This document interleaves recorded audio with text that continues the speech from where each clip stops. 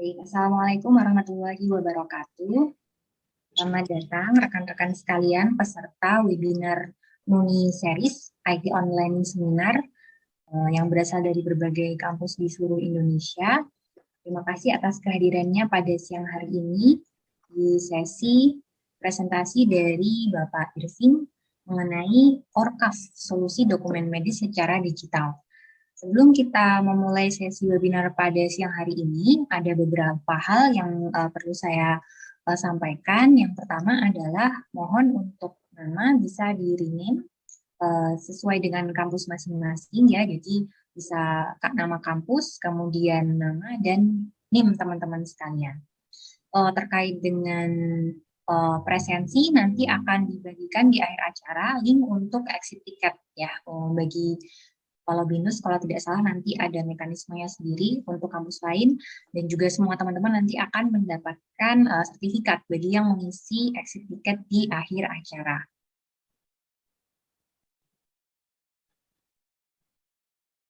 Baik, di siang hari ini sesi webinar nomor 5 ya, jadi di NUNI ini ada banyak sekali serial webinar, seminar yang disampaikan oleh berbagai dosen dari berbagai kampus dari seluruh Indonesia yang tergabung di NUNI. Di webinar kelima kali ini, Bapak Irving akan menjelaskan dengan tema Advanced Software Engineering ya, berkaitan dengan ORCAV. Sebelum itu, saya akan membacakan sedikit mengenai siapa sih Bapak Irving itu. Jadi Pak Irving ini merupakan dosen di jurusan Informatika Fakultas Teknologi Industri Universitas Islam Indonesia. Beliau merupakan PhD dari University Teknologi Petronas Malaysia.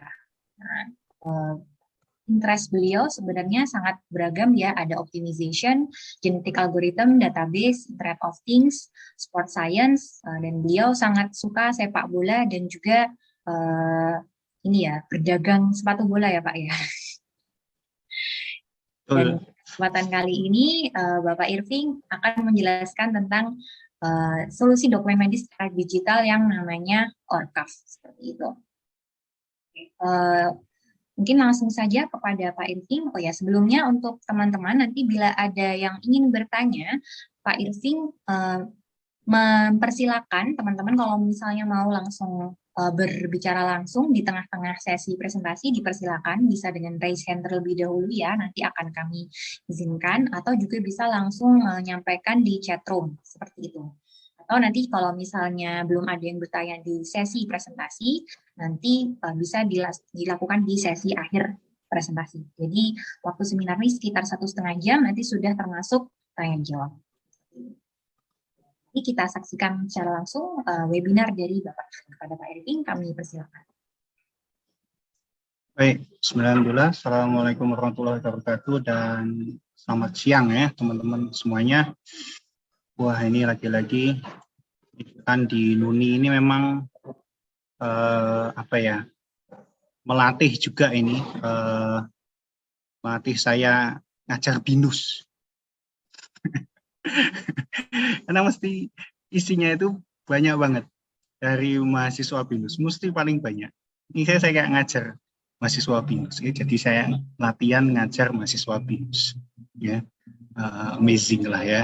Padahal masih online, saya nggak bayangin kalau ini online aja gredeknya itu ada terasa gitu, apalagi kalau offline saya di sana. Saya nggak tahu di BINUS ini sudah mulai offline atau belum ya.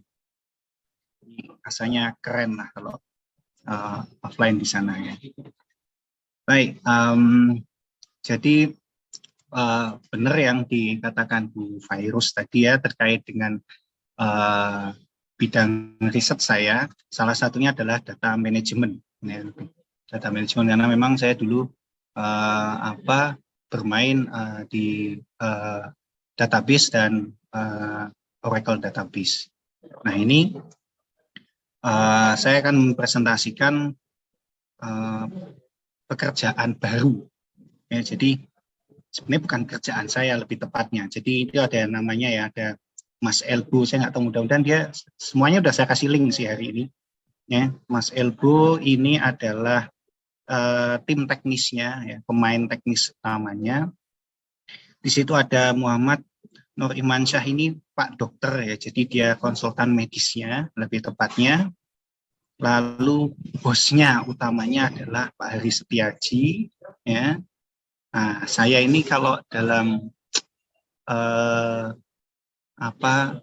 kalau dalam sebuah tim itu tukang cerewetnya gitu. Kalau di pasar tuh tukang obatnya lah lebih tepatnya ya. Saya yang bahasa Jawanya tuh gambleh. Itu kalau ada kalau tahu ya bahasa Jawanya yang gambleh. Bagian yang main ngomong tok lah. Ya. Perkara yang diomongin benar atau tidak itu nomor 2. Nah ini saya bagian itu. Nah, ini ceritanya, ini Orkaf ini adalah hasil kerjaan baru kami ya kan, belum lama, baru di awal tahun inilah ya, lebih tepat baru 2 bulan yang lalu, sehingga memang masih dalam fase yang diiklankan. Nah, sehingga saya di sini sebenarnya melalui Nuni ini, mohon maaf lahir batin, saya mau iklan ya, melalui Nuni. Tapi ada sisi penelitiannya biar tidak terkesan jualan obat saja gitu ya. Ya sesuai tadi posisi saya memang bagian tukang iklan. Nah, sebelum masuk ke materi intinya, nah saya ini kelihatan ya screen sharing saya ya. Saya ada sedikit, saya mau mendongeng dulu lah ya, karena konsep dari data digital untuk medis itu tidak begitu complicated, tetapi isu yang diangkat ataupun cerita di baliknya itu yang menjadi lebih kuat. Nah ini hanya sekelumit saja, ada dongeng berdasarkan cerita kisah nyata di negeri Wakanda gitu kan ya. Kita biasa mengenal dengan negeri Wakanda.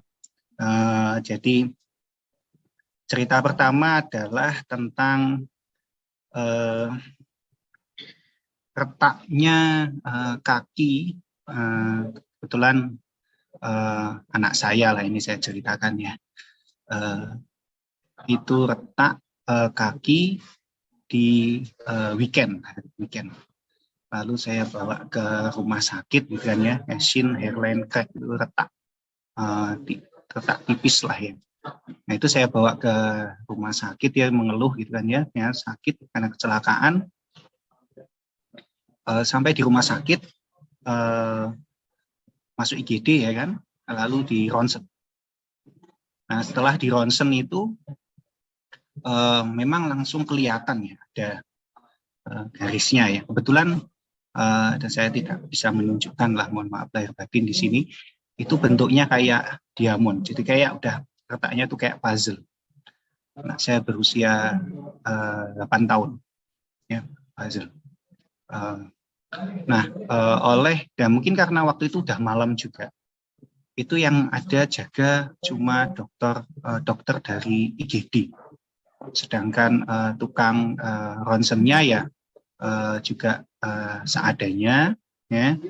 Nah menurut dokter IGD ini, wah dari hasilnya ya, wah ini harus dilakukan operasi, lalu nanti saya tanya operasinya bagaimana, nanti akan dipasang plat gitu kan ya, akan dipasang plat, lalu akan ya heboh gitulah. Wah, anak saya sudah takut dan saya pun sebagai orang tua agak khawatir. Karena waktu itu tidak ada dokter ortonya, itu tidak ada. Karena sudah weekend malam. Ya, ini kita bicara, kita tidak bisa ya selalu menyalahkan dokter bahwa harus selalu standby 24 jam. Itu cuma ada di film-film spesial hospital playlist itulah. Kalau di kenyataan dunia nyata itu kita pun juga harus profesional ya, artinya kita bekerja profesional, mereka bekerja profesional gitu kan ya. Kalau saatnya libur ya ada liburnya, walaupun mungkin on call dan sebagainya. Tapi pada prinsipnya karena mereka udah Sabtu malam ya mereka saatnya istirahat, sehingga saat itu dokter IGD agak kesulitan untuk memastikan kondisi tulang kaki anak saya, tulang kering depan ya, sin. Nah itu. Nah cuman karena keputusannya saat itu operasi ya sudah diurus semuanya. Cuman saat masih menunggu masuk ke kamar, masih di IGD jam 10-an malam ya, seingat saya itu hampir jam 11 kan ganti shift ya. Nah itu dokter jaga yang satunya mencoba mengontak dokter ortonya dan alhamdulillah bisa. Alhamdulillah bisa, lalu dikirimkanlah data data ronsen tadi X-ray ke dokter tersebut. Nah begitu ditunjukkan, keputusan dokter ternyata berbeda, dokter orto, bahwa anak saya tidak harus dioperasi, cukup digips saja, cukup digips. Wah ya, antara ya alhamdulillah tapi ya tetap sakit ya kan, terima kasih gitu kan ya. Akhirnya cuma digips, ya ternyata gips pun juga sakit ya. Saya mengalami juga dulu, tapi ya ini anak-anak lebih bisa merasakanlah penderitaannya dia digips. Nah tapi garis bawahnya adalah ternyata hasil gambar X-ray dibaca oleh dokter IGD dengan dokter spesialis itu bisa beda keputusannya. Nah, ini baru contoh satu kasus retak tipis ya, membentuk puzzle gitu, diamond gitu di kaki anak saya. Ya. Nah itu satu cerita. Nah, cerita yang lain ini tentang THT, otorinolaryngologi. Ya, ada kasus di sebuah rumah sakit. Memang rumah sakitnya bukan rumah sakit yang tipe A, ya. Nah itu ada anak datang setelah 3 hari serak, tidak ngomongnya agak ya tidak jelas serak. Setelah ditanya-tanya gitu kan ya, itu ternyata belum 3 hari yang lalu bermain-main dengan temannya itu main ini loh, klip kertas. Nah akhirnya kan suspeknya wah tertelan gitu kan ya. Saat itu posisinya sudah agak anaknya ini sulit bernapas karena ternyata ada pembengkakan di saluran. Nah itu akhirnya dilakukan ya pembedahan kecil gitu kan ya, untuk karena tidak kelihatan. Akhirnya di ronsen juga, di ronsen dulu. Pertama di ronsen dulu, di ronsen 2 sisi kan ya, depan dan samping, di ronsen untuk memastikan. Ternyata dari hasil ronsen saat itu oleh dokter radiologinya itu tidak kelihatan. Akhirnya dicari melalui pembedahan kecil. Dicari, nggak ketemu. Nah, padahal logikanya yang namanya klip kertas tuh ya agak lumayan ya, mestinya harusnya kelihatan. Nah, tapi karena kondisi anak itu juga sudah nggak bagus karena pembedahan itu akhirnya mengeluarkan darah agak banyak ya kan, karena ada selangnya juga ya, karena dioperasi ada bius total ada selang, jadi agak sulit mau mencari klipnya. Itu akhirnya diselamatkan dulu, baru akhirnya besoknya setelah siuman X-ray itu dicek kembali hasil X-ray-nya, menggunakan diubah-ubah densitasnya ya, menggunakan komputer. Setelah dicek baru kelihatan bukan klip kertas, tetapi ada semacam kabel masuk ada di leher. Nah, akhirnya tertolonglah anak itu. Nah, ini kasus kedua ini garis bawahnya adalah bottom line-nya adalah ternyata kualitas image ya, kualitas data X-ray itu berpengaruh terhadap keputusan, terhadap benda yang ada di dalam. Saya nggak bayangin kalau suatu ketika ya semoga tidak terjadi ya, mau X-ray tapi mungkin kan kita masih pakai, ada yang manual ya, masih zaman tradisional, X-ray-nya pakai kertas film hitam itu ya, terus dikasihin dikasih lampu gitu kan ya. Nah itu tuh juga ternyata pengaruh juga. Jadi data X-ray itu termasuk data DICOM namanya.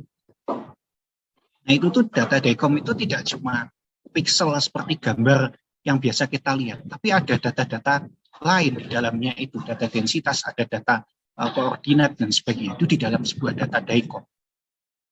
Nah itu kalau misalnya kita memberi cahaya di belakangnya aja tidak tepat, kalau yang masih model tradisional, itu bisa mengganggu keputusan diagnosis. Gitu. Ya, keputusan diagnosis itu dari kualitas gambar. Bayangin kalau di X-ray retak, dikasih ke cahaya jendela gitu kan ya, ternyata belakangnya itu ada pohon pepaya gitu kan, yang ada daun-daunnya, ini dikira wah ini retaknya banyak sekali. Itu mungkin terjadi. Ya, kalau ternyata ya keadaannya memang seperti itu, sehingga keputusan diagnosisnya bisa jadi masalah. Itu cerita kedua, baru dongeng kedua ini. Lumayan ya, saya bisa mengambil waktu lumayan juga ini ya. Di dongeng ketiga, yaitu pasien stroke, terjadi juga di salah satu rumah sakit di Jawa Tengah. Itu stroke terjadi di hari Sabtu juga kebetulan. Stroke waktu itu ada pembuluh pecah. Ya. Nah, namanya orang stroke itu ada golden time ya, periode emas. Ada yang mengatakan 4 jam, ada yang mengatakan 2 jam, ya. Tapi saya lebih percaya dengan pendapat internasional 1 jam. Golden periodnya untuk menyelamatkan pasien stroke. Karena kalau telat itu bisa cacat atau kematian. Nah, itu terjadi ada di rumah sakit. Itu akhirnya bisa terselamatkan. Tapi kita bicara kalau ternyata terselamatkannya itu ya tidak sempurna ya. Hari Sabtu itu alhamdulillah dokternya bisa dikontak. Tapi saat itu kita bayangkan kalau ternyata tidak ketemu dokternya, dokter spesialis ya, syaraf ya, itu tidak ketemu. Itu namanya Sabtu, kejadian hari Sabtu. Pecah pembuluh otak. Golden time-nya 1 jam. Itu kalau nanti tidak segera ditangani, terlambat, itu bisa jadi molor ke Senin. Kan hari Sabtu, apalagi kalau di rumah sakit yang ya mohon maaf bukan tipe A atau B. Ya, mungkin tipe B aja belum tentu ada alatnya. Begitu udah Senin sudah terlambat. Ya, belum kalau antrian dan sebagainya. Nah, ini kecepatan penyampaian data dan tentunya diagnosis itu menjadi penting dalam kasus stroke. Ya. Dan tentunya kualitas gambar jelas ya untuk menentukan di mana pecahnya pembuluh tersebut. Karena pembuluh pecah itu ya, yang saya kasih tahu ini berdasarkan pengalaman saya saat S3 juga, itu kalau stroke itu terlambat ditangani, dia pecahnya itu merembet. Nah inilah yang menyebabkan kejadian lebih fatal. Ya. Lalu itu dongeng nomor 3, kita bicara kecepatan transfer data, ya kan? Lalu cerita nomor 4, ini bicara tentang sejarah data, yaitu patah tulang. Ya, tentang patah tulang. Ada kalanya beberapa pasien itu patah tulang lama sembuh, terutama yang sudah agak punya usia, ya wajar, ya, karena tulangnya sudah ya namanya juga udah usia ya, sehingga patah tulangnya itu agak lama sembuhnya. Nah itu apalagi mungkin di daerah-daerah yang belum ya masih agak tradisional, ketika dapat X-ray lalu sudah operasi, dikasih entah pen atau plat, itu belum tentu pasien itu menyimpan data ronsennya itu dengan baik. Ya, belum tentu. Nah, ketika katakanlah kontroversinya patah tulang itu pengecekannya itu memastikan sudah sembuh atau tidak, itu 6 bulan biasanya. Nah, 6 bulan itu belum tentu si pasien ini masih menyimpan hasil X-ray. Kalaupun ada, biasanya juga dengan menyimpan seadanya, ya mohon maaf lahir batin kita, kondisi masyarakat kita ya, masih menyimpannya cuma yang penting diselempitin di lemari, bawah TV lah, bawah kasur lah, ya kan, ataupun bawah baju, ya kan, sehingga kualitas X-ray-nya ini jadi tidak bagus. Akhirnya mau tidak mau X-ray lagi. Nah, ketika X-ray lagi, kalau ganti dokter, ini juga bisa jadi masalah. Kalau ganti dokter, bisa dokter yang baru menganggap ada masalah baru kalau ternyata tidak sembuh. Pernah ada ceritanya, sebenarnya itu patah yang lama namun tidak sembuh-sembuh dianggap patah baru. Ya, karena usia, karena faktor usia. Memang faktor usia ini mempengaruhi kecepatan sembuhnya patah tulang ya. Kalau masih muda ya, anak-anak, remaja itu patah tulang ya insya Allah 3 bulan sudah banyak perubahan yang baik. Tapi ketika usia sudah di atas 50 itu lain cerita. Ya, makanya memang kalau yang usianya sudah sepuh gitu kan ya, orang Jawa ngomong sepuh, itu memang dijaga sekali supaya tidak ada kejadian jatuh. Karena tulangnya sudah keropos dan belum tentu penyembuhannya itu sempurna. Nah, kita bicara tentang sejarah data. Ini dongeng keempat. Dongeng kelimanya adalah kalau kita bicara di Indonesia, dan negeri Wakanda, mohon maaf ya. Ini nih keceplosan, ini mudah-mudahan tidak ada lembaga sensor di sini, mudah-mudahan tidak ada yang nanti saya kena pula nanti. Ini kita mau melakukan riset yang kaitannya dengan data medis, itu sering terkendala sulitnya mendapatkan data, terutama yang kaitannya dengan image, data citra. Itu belum tentu mudah. Ya, padahal data, dan seringnya akhirnya kita mengambil data untuk penelitian itu pakai data dari luar negeri. Udah tersedia umumnya. Ya walaupun gini, data yang namanya data medis itu termasuk data yang tingkat privasinya tinggi ya. Makanya dilindungi undang-undang. Ya, di beberapa negara maju mereka punya namanya fakta-fakta integritas yang mengatur tentang data medis, sehingga tidak bisa sembarangan dilihat orang, tidak bisa jadi NFT, ya, tidak bisa. Nah, sehingga tidak bisa dijual seperti NFT jadi 1,5 miliar itu tidak bisa. Nah itu di Indonesia masalahnya adalah sulit mendapatkan data seperti itu, data image untuk kaitannya dengan medis. Sehingga penelitian banyak mengambil data luar. Problemnya adalah penyakit di Indonesia itu tidak sama dengan di luar. Ya. Contoh kasus adalah cancer. Yang namanya cancer itu kalau di negara-negara maju itu jarang yang mencapai stadiumnya sampai 3 atau 4. Karena mereka sangat proaktif. Ya, ada keluhan sedikit mereka cek. Ya, bisa jadi memang faktor finansial ataupun memang di sana subsidi kesehatannya bagus. Tapi ada keluhan cek. sehingga bisa tertangani yang namanya cancer nggak sampai stadium yang terlambat sekali. Nah, akhirnya apa? Data itu sulit kalau mau dipakai untuk di Indonesia, karena di Indonesia ini lebih banyak pasien cancer itu di stadium 4, 3, 4, apalagi lanjut. Ya mudah-mudahan kita dihindarkan ya dari penyakit ini. Nah ini menjadikan problematika tersendiri. Mau riset di Indonesia, datanya citra medis, ya kan? Tetapi kesulitan mendapatkan data citra medis.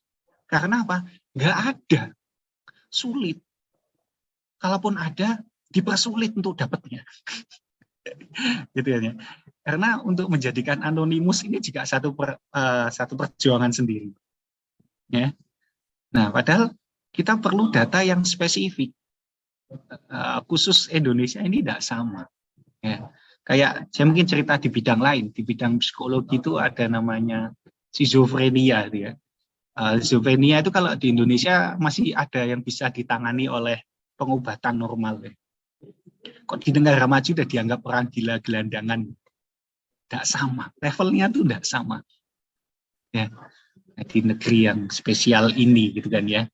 Nah, itulah 5 cerita kaitannya dengan apa yang mau saya sampaikan, yaitu data medis yang citra, image, medical image data.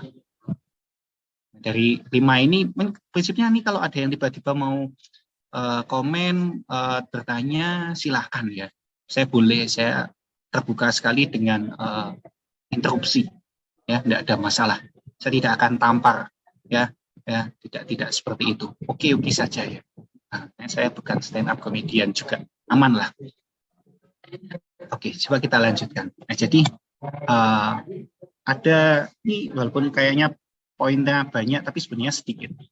Saya akan cerita sedikit tentang apa itu PACS, ya kan, Picture Archiving and Communication System, lalu ada urgensinya apa. Ya, urgensinya masih saya turunkan dari yang cerita tadi.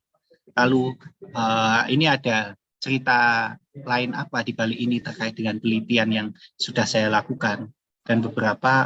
Nah baru di bagian endingnya adalah jualan saya yaitu Orca. Nah sebagai pendahuluannya adalah yang namanya medical, seperti tadi saya sudah sampaikan, yang namanya data medis itu merupakan kekuatan dari diagnosis, ya prosedur diagnosis. Kekurangan data, ketidakbagusan data akan mempengaruhi. Ya. Data ronsen dikirim kadang difoto pakai handphone walaupun handphonenya levelnya pixel, ya kan, Google Pixel, lalu dikirim dilalah yang diterima di sana masih ya kita level-level handphone entry Xiaomi ataupun ya mohon maaf saya sebut merek ya, itu mungkin nanti jadi kualitasnya akan berbeda. Padahal itu penting sekali untuk prosedur diagnosis. Data-data itu dari X-ray, CT, MRI, mamografi dan sebagainya. Ya, yang mungkin kalian belum pernah mencoba semua ya bisa jadi ya, USG lah dan sebagainya. Nah, di dalam manajemen data image ini ada hal yang perlu diperhatikan. Di luar negeri dari tahun 2007 aja sudah ada concern-nya, ya, yaitu satu tentang storage, lalu bagaimana availability-nya, ya storage availability-nya. Availability ini melingkupi kalau ada permasalahan data rusak ataupun data tidak bisa diakses ataupun terjadi disaster. Ya. Dan yang ketiga, isu lain di dalam manajemen image data ini adalah interoperability, ya kan? Di sini cocok, di sana tidak cocok karena problema alat. Dan tentunya kaitannya dengan ketika ditransfer, di exchange data itu dari satu tempat lain, karena tadi yang di sini dilihat pakai handphone ini misalnya atau alat ini bisa di sana tidak kelihatan. Nah itu terjadi dari tahun 2007 di negara maju sudah terjadi, ya. Mungkin ada yang belum lahir saat itu, bisa jadi ini yang ikut di sini. Atau masih unyu-unyu, ingusan gitu bisa jadi. Nah, padahal kaitannya dengan interoperability dan data exchange untuk medical data ini kita sebut sebagai collaborative environment ya. Ada banyak hal yang perlu diperhitungkan juga. Satu, high speed transport. Jelas kita mau transfer data yang namanya image itu enggak ada data kecil-kecil. Ya, enggak ada. Jadi kalau masih ada batasan maksimal 5 mega untuk upload data, wah itu sulit sekali. Ya. Jadi memang data image itu gede sih, dan transfernya diperlukan kecepatan yang gede juga. Ya, besar. Perlu bandwidth yang besar. Lalu juga security. Nah, ini yang saya disampaikan bahwa yang namanya data image medis itu punya level security yang termasuk tinggi. Levelnya tuh sebenarnya selevel juga dengan data KTP yang kalian bisa temukan di bungkus-bungkus kacang, bungkus-bungkus lombok gitu kan ya. Nah, itu sebenarnya levelnya tuh sama.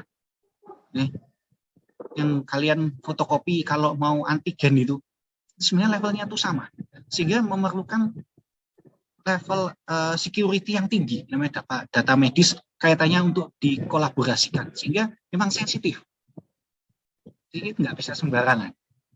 Nah, kalau di luar negeri negara maju itu bahkan yang ditakutkan, banyak orang sana itu kan punya asuransi kesehatan ya.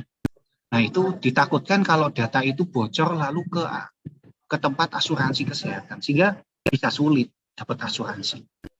Nah, lalu isu yang lain adalah large scale data management. Ketika datanya itu semakin berkembang, makin banyak, lalu bagaimana untuk mereplikasinya? Nah, seperti itu. Isu keempat kaitannya masih dengan sharing.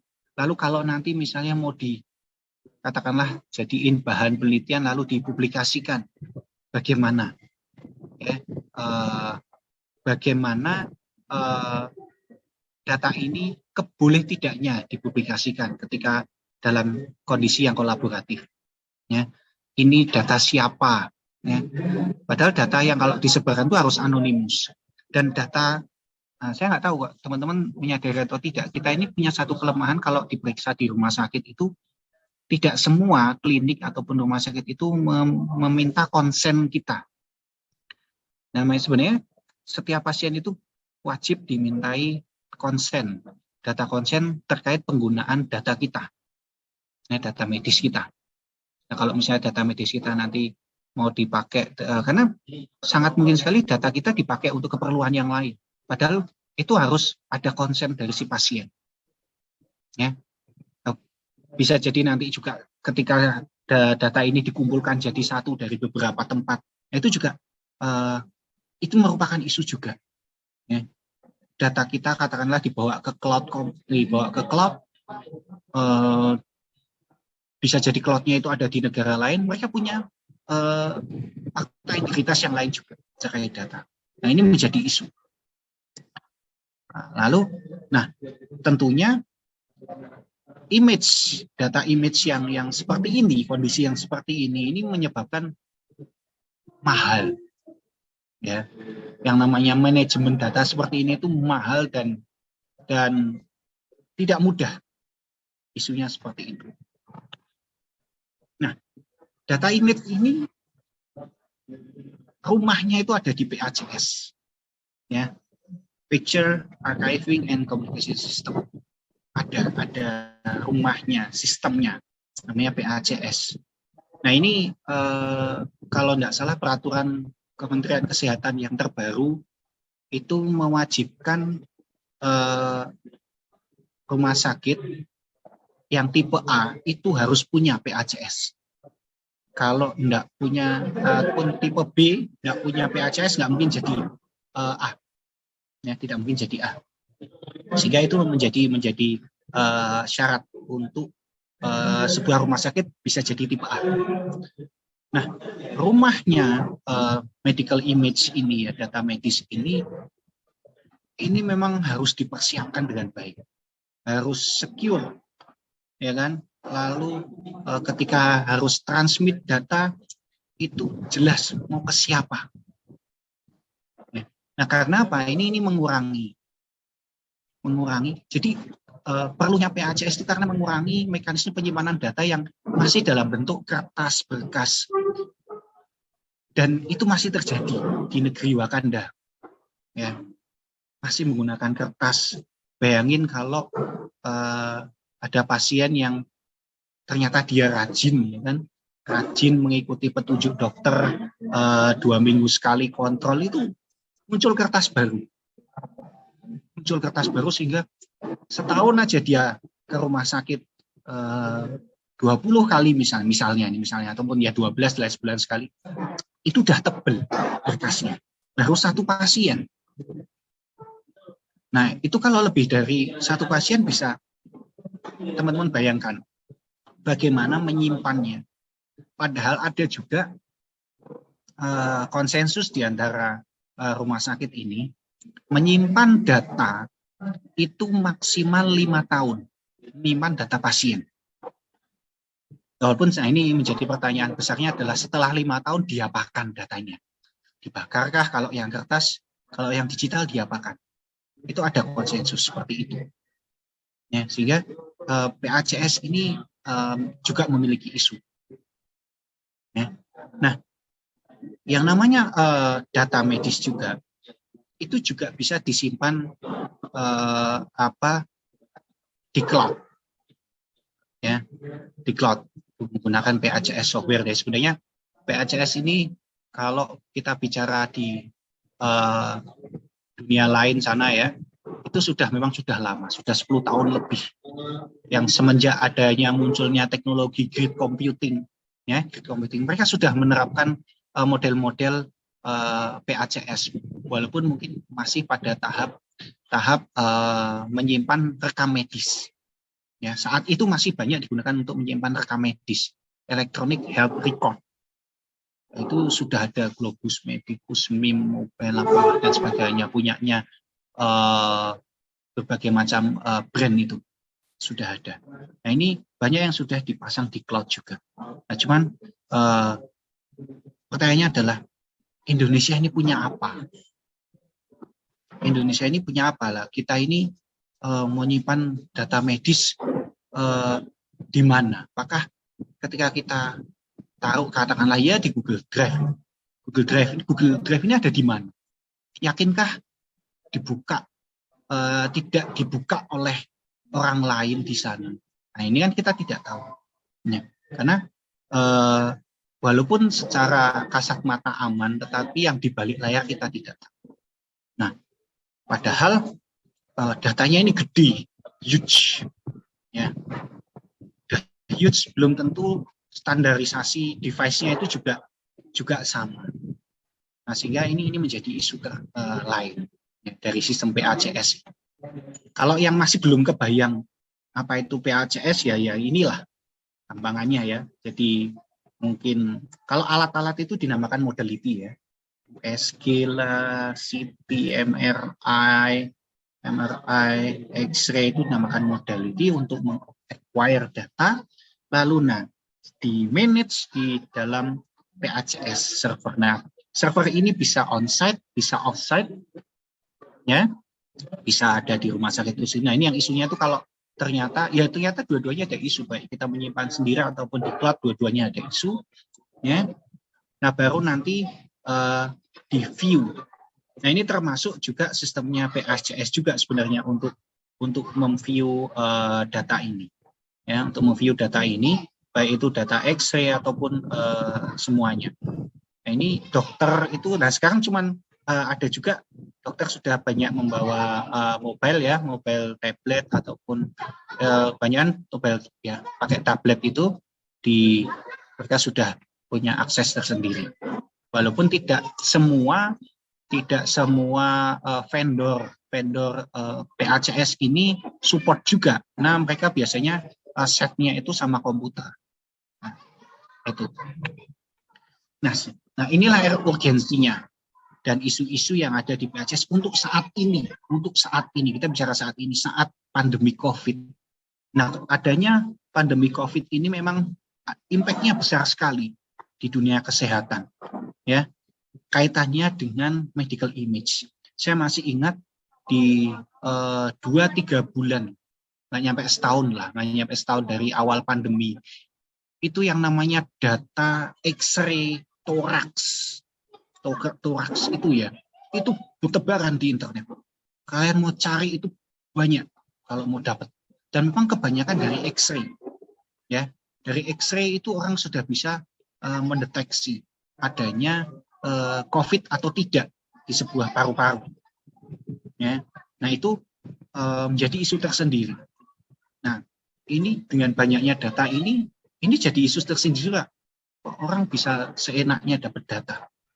Nah, di satu sisi muncul demand yang tinggi sekali untuk portable imaging, ya, untuk mendiagnosis langsung, karena gini, COVID ya, kita takut kan ya, sama pasiennya aja kadang kita jauhi, kita nggak mau lewat depan rumahnya gitu kan ya, zaman itu masih ingat ya, zaman mau keluar rumah aja takut sekali gitu kan ya.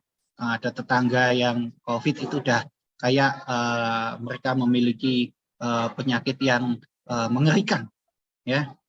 Nah, sehingga memang diperlukan yang namanya portable imaging untuk mendiagnosis orang yang menderita COVID itu tanpa harus berdekatan dengan orang. Itu muncul isu dan sampai sekarang masih ada. Kita bicara COVID masih belum selesai. Nah, lalu kita bicara tadi transfer superfast. Ya, data ini antar device ke device yang lain harus bisa ditransfer dengan cepat. Padahal ya ini tadi lagi-lagi ini bukan cuma COVID ya, kebetulan sekarang ini isunya COVID. Tapi ternyata kan COVID ini menyebabkan penyakit-penyakit lain yang komorbid tadi itu menjadi ada dampaknya pada penyakit-penyakit komorbid itu ya, hipertensi lah, jantung dan sebagainya. Nah, ini memerlukan data yang super fast untuk ditransfer, baik dokter ataupun perawat, dokter tadi IGD, dokter radiologi, lalu dokter spesialis. Ini mereka memerlukan pertukaran data yang sangat cepat. Ya, karena COVID, ya saya tahu beberapa teman saya yang akhirnya menyerah dengan COVID, mereka meninggalnya sangat cepat sekali, ya, karena adanya komorbid. Ya. Masih sekarang diajak diskusi, tiba-tiba sore udah cerita tidak ada, yang seperti itu. Nah, lalu muncul juga isu-isu terkait dengan remote diagnosis. Ya tadi masih relate ke tadi ya, bahwa dokter-dokter takut untuk berinteraksi dengan pasien padahal ingin hasil yang cepat.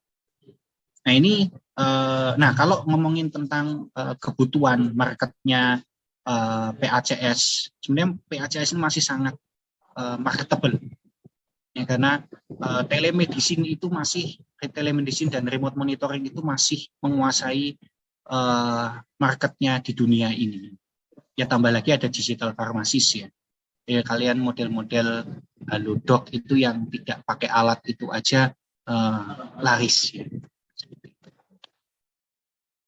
Nah, ini sedikit sejarah kenapa akhirnya kami mencoba membuat PHCS. Jadi awalnya dulu saat saya S3, kebetulan saya S3 berada di sebuah riset center yang banyak bermain data-data medis, image terutama ya, di Malaysia sana, di kampusnya Petronas. Nah, itu akhirnya saya membuat satu private cloud storage di sana untuk mengakomodir teman-teman peneliti lain untuk menyimpan datanya, ya, untuk tidak cuma menyimpan, untuk kolaborasi. Nah, saya di situ akhirnya memahami ketika saya meneliti tentang bagaimana sih sebaiknya menyiapkan sebuah cloud storage yang tepat untuk sebuah data medis ya. Ya, disitulah saya mulai meneliti. Nah, di saat saya meneliti itulah saya tahu, oh ternyata data medis harus begini, harus begitu, ada restriction ini, restriction itu, sehingga saya buat private cloud khusus untuk di research center saya yang akhirnya juga bisa dimanfaatkan para peneliti yang berhubungan dengan research center saya. Ya ini alhamdulillah sampai sekarang itu di tahun 2014 ya publikasinya masih disitasis oleh orang. Lalu di tahun 2016 saya minta Pak Haris Setiaji ini membuatkan untuk berkas penelitian karena kita tidak mau fokus saja data image, tapi tidak cuma medical image, tapi yang lain juga. Ya, kita buat penelitiannya ya lebih ke deployment ya, untuk menyimpan data berkas penelitian, sehingga bisa di-share ya kolaboratif environment tadi. Lalu kita sempat membuat dengan beberapa mahasiswa itu membuat sistem rekam medis untuk gigi, karena kita juga ingin mengenal data-data gigi itu seperti apa. Nah, itu alhamdulillah bisa juga kita buat di tahun 2017. Nah, dari cerita-cerita itulah lalu kita lihat ke keadaan COVID, lalu kita bertemu dengan beberapa dokter gitu kan ya. Itu muncullah ide untuk membuat ORCAV ini. ORCAV memang masih di level kita iklankan ya, belum ada yang menggunakan 100%, tapi prototipenya sudah sempat kita tunjukkan ke beberapa rumah sakit ya, sudah kita iklankan, kita presentasikan. Itu websitenya bisa dibuka ya, walaupun belum ada live demonya, mohon maaf, sedang disiapkan live demo yang tepat untuk ORCAV itu. Jadi ini pertama kali di Indonesia yang namanya PACS terintegrasi. Ya, bisa diintegrasikan dengan alat yang sudah ada di rumah sakit, walaupun memang perlu di kustomisasi. Mana sih bahasa Indonesianya? Harus di custom sedikit ya kan? Itu bisa berhubungan, terintegrasi dengan alat-alat yang sudah ada di rumah sakit saat ini, dan kapasitasnya unlimited. Ya, pertama kalinya di Indonesia ini yang memang buatan lokal. Ya, seperti Pak Presiden bilang ya, kalau bisa buat sendiri ngapain harus impor, gitu kan ya? Nah, kita buat sendiri. Ya, kita buat ORCAV ini. Nah, ada beberapa plus minus untuk sampai saat ini yang bisa kita lihat untuk saat ini ya, karena baru di tahap iklan ya, sehingga masih belum banyak minusnya yang bisa kita ketahui. Yang jelas minus yang utama adalah harga. Memang harganya agak lumayan untuk sistem ini ya. Ya cuman ini kalau dibandingkan dengan yang sudah ada buatannya GE, buatannya Novarat, buatannya Fujifilm, itu ya beda. Memang harga bisa saya katakan bersaing, tapi di sini yang kita tekankan adalah ini produk lokal dan yang akan menghandle lokal. Kalau ada masalah secara sistemik,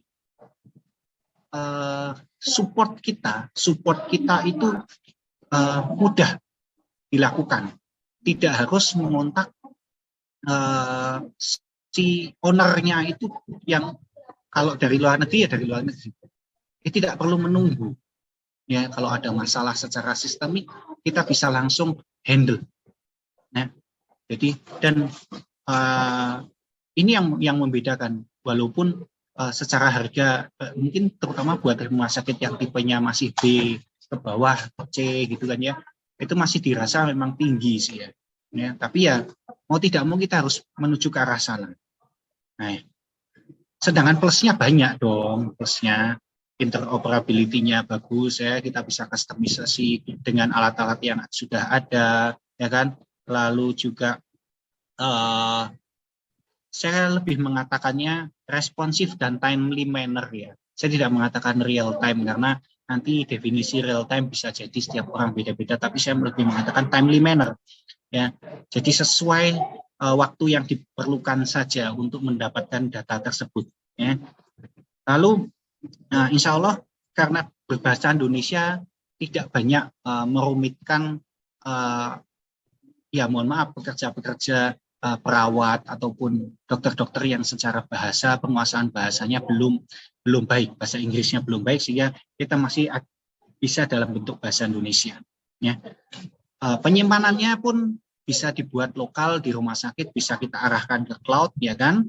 Ya.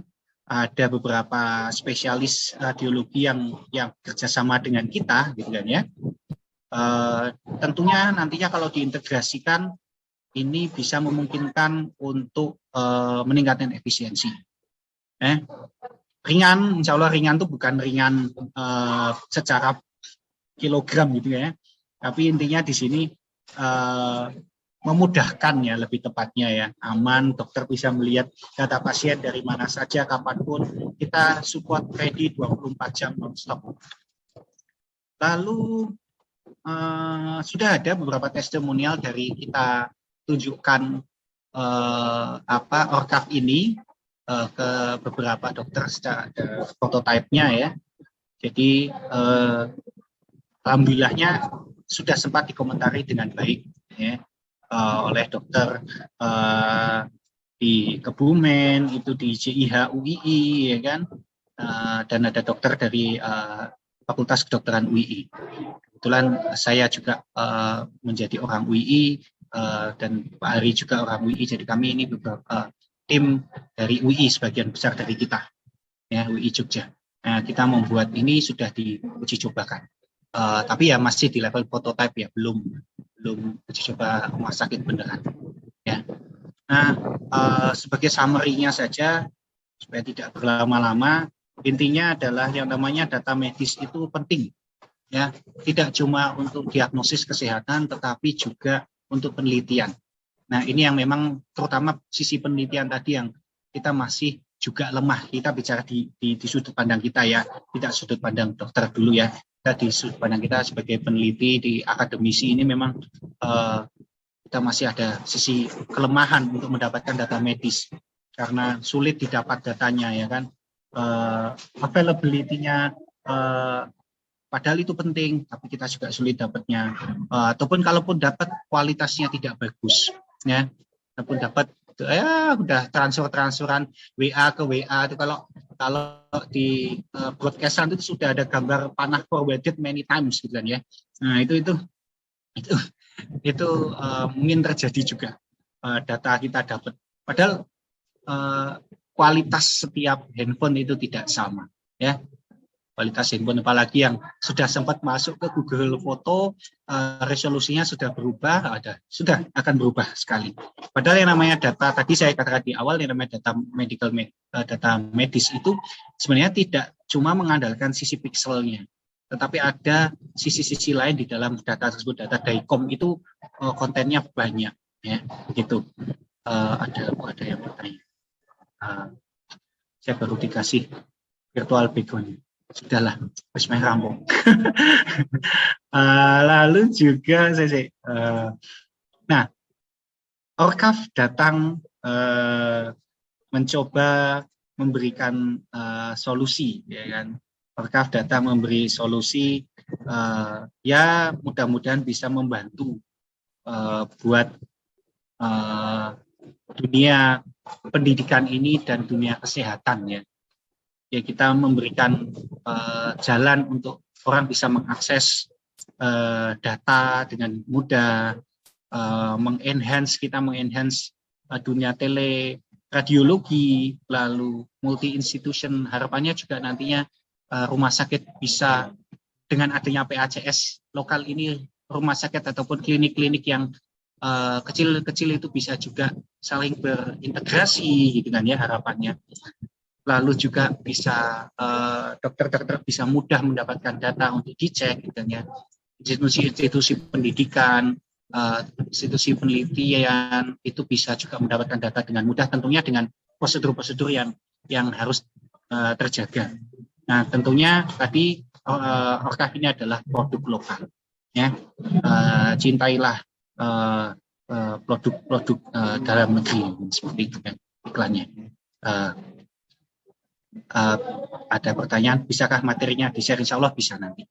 Ya, mungkin itu saja dari saya, cerita sekelumit dongeng tadi dan apa yang baru saja kami selesaikan di awal tahun ini tentang ORCAV, bagaimana memanage data medis. Nah, silahkan saya buka. Saya kembalikan dulu ke Bu Fairuz. Silahkan. Baik, Saya terima nanti. kasih Pak Irving. Suara saya kedengeran ya Pak ya? Ya, jelas. Ini perks of working from home, jadi bisa sambil ngomong anak. Baik, sudah ada yang raise hand. Saya persilahkan. Bisa langsung open mic saja. Ya, silakan. Ya, monggo. Pak Wawan, Mas Wawan. Silakan. Oke, terima kasih atas waktunya. Ya. Perkenalkan Pak, nama saya Wawan.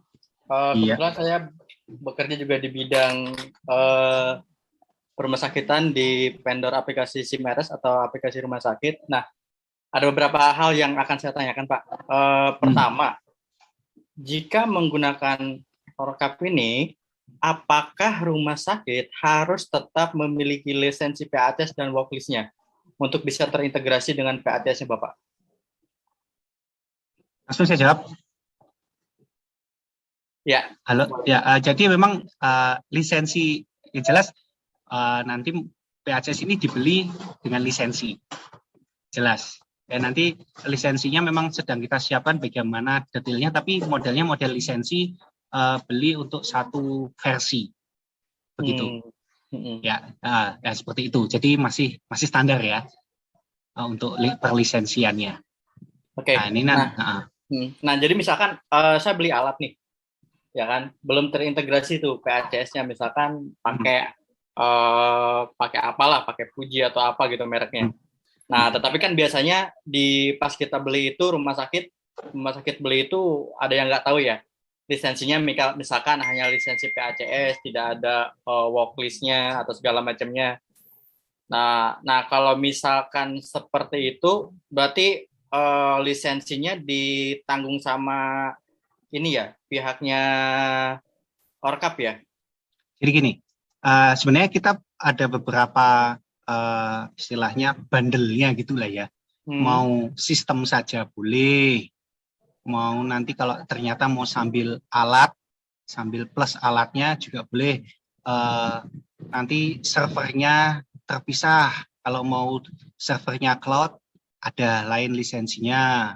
Servernya nanti mau sendiri punya rumah sakitnya di lokal gitu kan ya, itu bisa nanti ada lisensi tersendiri. Jadi kita ada tidak apa ya istilahnya yang kita jual ini bukan ini bisa customizable lah. Nah, terutama kita bisa bekerja dengan alat yang sudah ada. Jadi misalnya udah punya dari Fuji gitu, nah kita bisa. Kita misalnya nanti satu rumah sakit order saja untuk sistemnya saja ya, biasanya plus servernya ya kan. Biasanya itu udah kayak otomatis, kecuali udah ada server lokal lalu kita mau integrate ke situ, oke juga. Nah itu enggak ada masalah, bisa juga. Nanti belinya berarti beli lisensinya lisensi sistemnya saja, boleh. Enggak ada masalah. Oke, siap. Oke, lanjut. Untuk PATS ini yang dimaksud itu PATS viewer-nya atau sama dengan analitiknya? Analitiknya sedang kita kembangkan pelan-pelan. Memang itu yang paling challenging. Ya, betul. Untuk saat ini baru di level viewer yang alhamdulillah sudah kami siapkan. Tapi untuk analitiknya memang ya karena banyak faktornya ya di situ. Karena banyak melibatkan keahlian-keahlian yang khawatir kita juga salah. Nah, di situ. Tapi pelan-pelan. Oke, berarti baru hanya analitiknya Pak ya? Viewernya baru hanya viewernya ya? Analitiknya pelan-pelan sedang ke sana. Oke, itu aja Pak. Thank you Pak. Sip, makasih banyak Mas Wawan. Baik, terima kasih Mas Wawan. Silakan teman-teman yang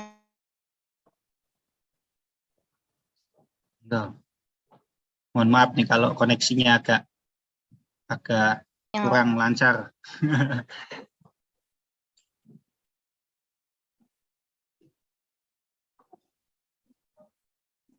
lain, apakah ada yang mau bertanya langsung pertanyaan atau mengetik atau sedang? Pertama dari yang gampang-gampang aja ya, agak genting. Ya, yang pertama adalah ini Pak, kenapa namanya Orkaf Pak? Apa ada filosofi atau makna khusus di balik nama Orkaf ini Pak? Kayak yang menarik ini mungkin. Ini, aduh, ini geng saya ada datang nggak ya di sini? Dia yang lebih tahu masalah pernamaan nih. Kalau Elbo kayaknya nggak datang Elbo. Oh ini ada Pak Hari Setiaji coba Pak Hari. kayaknya Pak Hari Setiaji itu beliau yang secara bos atau ini lagi on tidak ini, kalau on mohon Pak Hari Setiaji bisa membantu saya cerita asal muasalnya. Pak Harinya sepertinya sedang tidak bisa diganggu ini. Tapi sepertinya tidak ada spesifik ya, karena kita mengambil dari asal kata archive saja sih ya. Oh, kita iya. mengarchive, jadi kita ya namanya otak-atik gatuk gitulah. Tapi nanti saya akan coba tanya Pak Hari Setiaji, beliau yang lebih paham secara manajemennya. Monggo. Ada pertanyaan lain? Oke, ini ada pertanyaan dari Yuyun. Selamat siang Pak, kebetulan kerja di rumah sakit, untuk sistemnya apa bisa disambungkan ke sistem yang dimiliki di rumah sakit? Silakan Pak Irving. Ya, kan seperti tadi saya sudah sampaikan bahwa ini ada Dokter Imannya ada juga. Nah ini bisa disambungkan ke sistem yang sudah ada. Jadi memang salah satu target kita adalah tidak ingin membebani rumah sakit terlalu tinggi dengan adanya sistem kita. Jadi yang sudah ada ya sudah ada, biar aja. Nah kita mencoba memainkan sisi yang bisa berintegrasi dengan sistem yang sudah ada. Itu yang kita kejar, ya, daripada mempertahankan sistem yang sudah ada dengan tingkat komplikasi yang tinggi, begitu. Baik, ini terkait dengan penyambungan atau interoperability ya Pak ya. Boleh di-spill nggak Pak? Kira-kira tuh teknisnya seperti apa? Apakah ada memang standar khusus tentang interoperabilitas PACS? Misalnya kalau di sistem informasi kan kita udah kenal API ya. Nah, kalau di interoperability PACS itu seperti apa? Atau dari pihaknya Pak Irving dan kawan-kawan ini nanti customize tiap rumah sakit gitu. Untuk interoperabilitasnya itu teknisnya kira-kira seperti apa, Pak? Yang jelas ada API-nya, ya kan? Karena setiap modality, setiap alat ya ada. Jadi banyak alternatif intinya. Dan yang paling mudah, yang memang kita mainkan sebagai mainan utama kita di sisi interoperability adalah kita memanfaatkan DICOM port communication dari setiap modality yang ada. Modality ini alat ya, dari alat CT, alat X-ray, itu semua kalau yang memang sudah berbasis DICOM, itu ada port khusus yang bisa kita retrieve datanya. Ini ada Mas Elbo kalau mau sisi teknis banget ini. Monggo Mas, ada. Iya, monggo. Belum rename, silakan Elbo. Di sini. Ya, ini agak berisik soalnya ada servis AC di sini. Bantu jawab masalah interoperability tadi ya. Pada dasarnya kita API base gitu. Kita baca data dari DICOM itu memang baca data dari alat atau modalities itu memang DICOM. Tapi setelah nanti kita produce API itu nanti kita bentuknya sudah berbeda. Jadi bentuk API-nya itu matang. Jadi seandainya pengen dikonsum sama rekam medis itu bisa, asal developer rekam medisnya ready kan untuk membaca API. Nah, jadi modelnya nanti bisa dalam bentuk PDF dengan data-data. Yang data-data itu bisa data-data lengkap dan bisa data yang dianonimuskan. Jadi misal dokter ingin konsultasi ke konsulen, gitu, spesialis pengen konsultasi ke konsulen, datanya anonimus, seperti itu bisa. Yang penting ada data-data yang bisa dibaca secara medis gitu. Yang dianonimuskan biasanya kan nama. Lalu bentuknya bisa juga PDF. PDF dalam bentuk report, kan biasanya kalau dokter radiologi itu ada reporting ya, seperti apa itu sudah bisa dalam bentuk PDF reporting yang nanti diolah ke RM, itu lebih enak. PDF-nya juga bisa yang sudah ada anotasinya, jadi misal sudah diolah brightness-nya, kontrasnya dan lain sebagainya, terus sudah ada ukuran milinya, panjang kepadatan di tulang ini ada pendarahan berapa dan lain sebagainya itu sudah ada, kita sediain API. Jadi ke semua alat dengan merek apapun bisa, karena di COM ini kan standar ya, tadi sudah dijelaskan tahun 2007 itu sudah ada konsensus menstandarkan di COM supaya nggak terjadi monopoli gitu kan. Di COM-nya sudah standar, kita bisa olah dengan alat apapun. Kita juga produce API yang bisa diolah di rekam medis apapun, dan punya interoperability juga ke PACS lain, entah ke General Electric, Centricity, entah ke Fujifilm Synapse, Novarat, Terarecon, dan lain sebagainya. Kira-kira seperti itu Pak Irving dari saya. Terima kasih. Nah, nih ada tim teknis enak ini kan. Saya di backup nih. Saya penjaga gawang saja lah. Ada strikernya, ada pemain tengahnya gitu, udah ada wis. Jangan.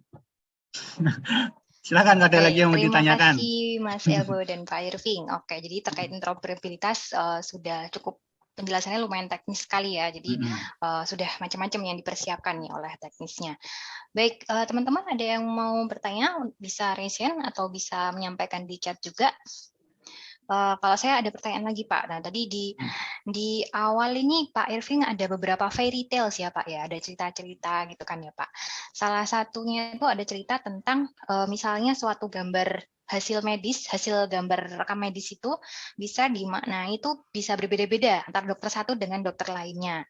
Nah ini dari ORCAV ini apakah bisa membantu menyolusi dari permasalahan itu, memberikan solusi permasalahan itu, atau gimana Pak untuk terkait hal itu? Ya harapannya memang kita, ya itu tadi, kita mungkin saat ini ya masih apa di tataran viewer dulu ya Mas Elbo ya, nanti pelan-pelan kita bisa siapkan ke arah analitik yang nantinya ketika keluar sudah bisa sangat apa ya istilahnya mensupport proses diagnosis yang tidak cuma keluar gambar saja ya, sehingga kalau sudah ada apa ya dalam bahasa IT-nya itu decision support systemnya, nah ini bisa membantu siapapun yang nanti akan pegang, walaupun yang namanya keputusan final nanti ada di level dokter spesialisnya ya, keputusan finalnya. Jadi ini memang untuk meminimalisir tafsir dari data medis ketika belum sampai di spesialis. Ya, sebelum khawatirnya nanti radiologis ngomong lain, dokter IGD ngomong lain, perawat yang baru pegang juga ngomong lain. Nah, sehingga nanti sisi analitik akan memang kita sempurnakan. Begitu harapannya. Baik, ini ada tambahan dari Pak Haristiaji nih menjawab yang tadi ORCAV-nya hanya mudah diingat seperti itu ya. Ini ada jargonnya juga ya, ingat data medis, ingat ORCAV. Ini kita memanfaatkan Nuni sekali untuk iklan ya, mohon maaf lahir batin ya. Tapi ini hasil penelitian terus terang saja. Diseminasi hasil penelitian ya Pak. Kita juga jadi tahu, oh ternyata saya pribadi kan saya awam ya di dunia informatika medis ataupun dunia industri medis seperti ini. Jadi, oh ternyata ada yang seperti ini gitu kan ya. Nah, terkait ini Pak, ini kan solusi dokumen medis secara digital. Nah, terus kalau tadi dari cerita-ceritanya tuh yang saya banyak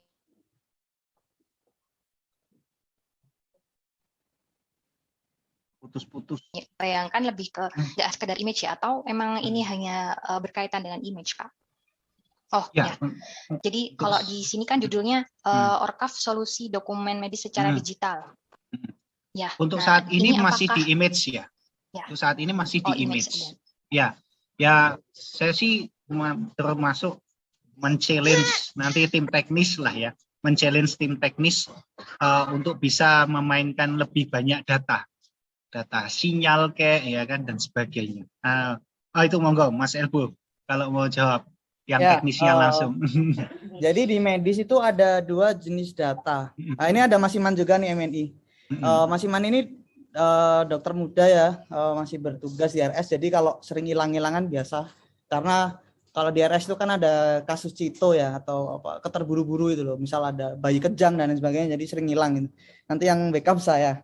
Nah, kalau kita ngomongin data medis ya. Data medis itu ada 2 jenis data. Yang pertama itu namanya DICOM. DICOM itu untuk data yang sifatnya image. Terus ada data yang namanya HL7. HL7 itu untuk data-data semisal cek darah, cek urin dan lain sebagainya. Nah, itu struktur datanya berbeda, prosedurnya berbeda, aplikasinya berbeda juga. Cuman itu masih dalam keluarga namanya LIS atau Laboratory Information System. Tapi itu produknya nanti berbeda.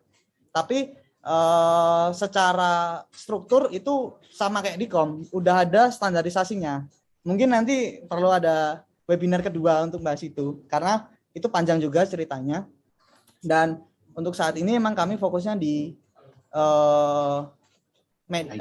image itu bukan karena alasan teknis ya, tapi karena memang kita kan secara dagang ada rekanan gitu, dan rekanan memang demand-nya itu ke image gitu. Jadi kita memang ya namanya demand, kita ke demand yang paling besar dulu kan. Demand paling besar image ya, kita ke image dulu.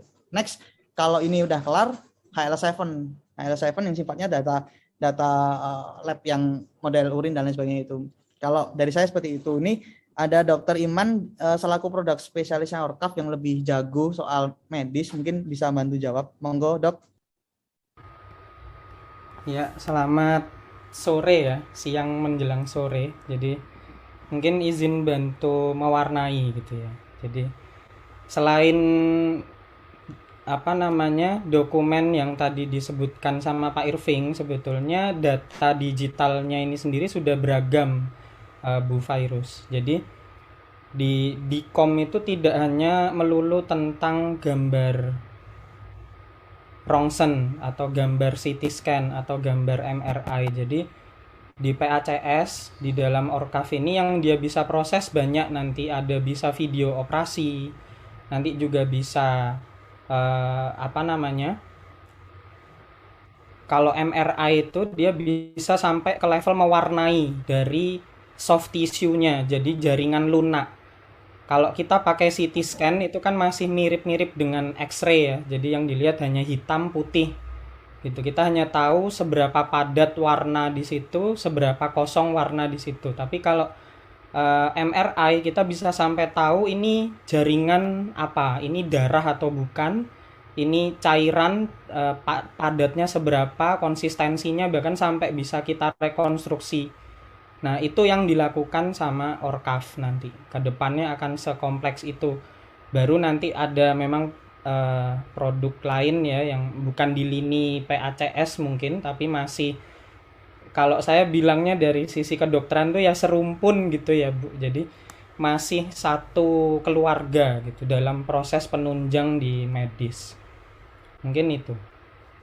Dan sebetulnya menambahkan sedikit tadi terkait Orkaf, selain yang tadi disebutin Pak Hari, nggak ada khusus ke sana, tapi kalau kita dari sisi medis lihat logonya Orkaf, bukan tulisannya ya, tapi logonya tadi, itu sebetulnya saya buat logonya itu menyerupai multimodal. Jadi modality yang ada di dunia medis itu ada di logonya. Jadi kalau yang O itu CT scan, yang C itu C-arm. Jadi ada beberapa kasus operasi, nanti kita membutuhkan pembacaan PACS bahkan real time. Jadi benar-benar di ruangan sedang ada operasi dan itu sedang melihat hasilnya gitu. Jadi di foto berkala, berapa detik di foto.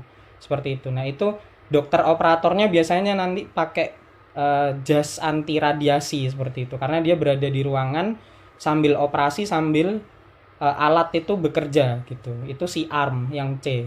Nanti kalau yang V itu sebetulnya alatnya dimaksudkan tuh seperti laringoskop ya, laringoskop endoskopi itu yang untuk di tenggorokan. Nah, itu juga dia menyimpan data DICOM gitu. Jadi maksudnya banyak peralatan di medis ya yang dia itu butuh komunikasi PACS.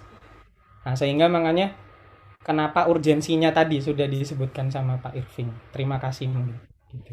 Baik, terima kasih Dokter Iman. Dari Pak Irving mau menambahkan? Ini tim saya, mereka hebat-hebat lah. Saya ini hanya memang tukang obatnya saja ya, segitu saja. Silakan kalau yang lain ada nih, wah ini dari teman-teman Binus nih, ayo. Senang Baik, terima saya. kasih teman-teman. Ya, ada dari UII juga, ada dari UMM juga tadi saya lihat ya, ada dari berbagai Wah, kampus mantap, dari seluruh mantap, mantap. Indonesia. Apakah ada yang ingin berdiskusi langsung dengan Pak Irving? Bisa raise hand atau bisa di chat ya. Sepertinya Boleh mungkin lah. sudah Iya. tidak ada ya. Baik, Oke. jadi dari Pak Irving atau ada closing statement mungkin Pak atau gimana Pak? Closing statement saya adalah tadi sesuai apa yang disampaikan Pak Heri Setiaji, ingat data medis, ingat ORCAV, itu saja. Saya tidak punya concern yang summary yang aneh-aneh supaya mudah diingat. Nah, terima kasih itu dari rumah sakit di swasta di Cikarang. Terima kasih banyak ya rumah sakit ikut bergabung di sini. Matur nuwun. Ya. Nah, terima kasih Bu Virus. Iya, terima kasih Pak Irving, ada Dr. Iman, ada Elbo, ada Pak Hari juga sudah diskusi yang sangat hangat ini di siang menuju sore hari ini. Alhamdulillah semoga kita semua bisa lebih tercerahkan ya ilmu tentang manajemen dokumen medis seperti ini. Baik, sebelum kita akhiri dengan share exit ticket, saya dari Universitas Islam Indonesia mau menyampaikan sedikit informasi terkait dengan acara yang kami adakan, yaitu ada International Conference on Information Technology and Digital Applications. Jadi dari jurusan informatika Universitas Islam Indonesia akan mengadakan konferensi ini. Ini adalah konferensi internasional ke-7 yang kita adakan, dan kali ini diselenggarakan secara hybrid ya. Jadi kalau misalnya teman-teman ada yang mau main ke Jogja, bisa memanfaatkan event ini. Atau kalau misalnya mau ikut melalui daring juga dipersilakan. Nanti di sini juga acaranya ada dari pembicara, ada juga workshop yang akan disediakan ya. Teman-teman nanti bisa akses di link icida.org. Kepencet. Seperti itu, barangkali ada yang punya publikasi, nanti bisa masuk ke sana. Baik, terima kasih semuanya. Selanjutnya saya akan share exit ticket terkait acara pada siang hari ini. Jadi exit ticket kali ini, sebentar. Ya.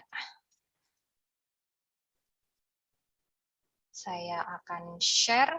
Nah, itu dia linknya di bit.ly exit web UII 29032022. Untuk link yang di chat saya akan share juga. Nah, saya juga sudah share di rekan-rekan sekalian mengisi exit ticket yang juga nanti akan menjadi bahan kami dalam menyebarkan sertifikat untuk kehadiran acara ini.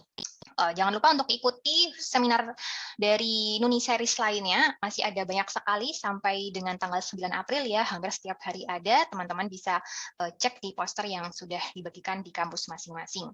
Dari saya, selaku moderator, sekali lagi mengucapkan terima kasih kepada para pembicara dan juga teman-teman yang sudah hadir dalam sesi siang hari ini. Kita akhiri dengan membaca doa masing-masing, alhamdulillahirrahmanirrahim. Saya mohon maaf atas kekurangan dari saya. Layar ini akan saya buka sampai dengan 5 menit ke depan. Teman-teman kalau sudah mengisi bisa leave Zoom ini. Terima kasih sekali lagi. Wassalamualaikum warahmatullahi wabarakatuh.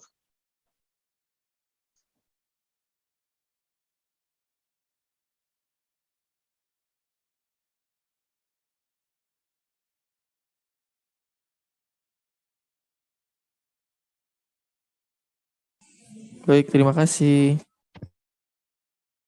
Terima kasih, Pak.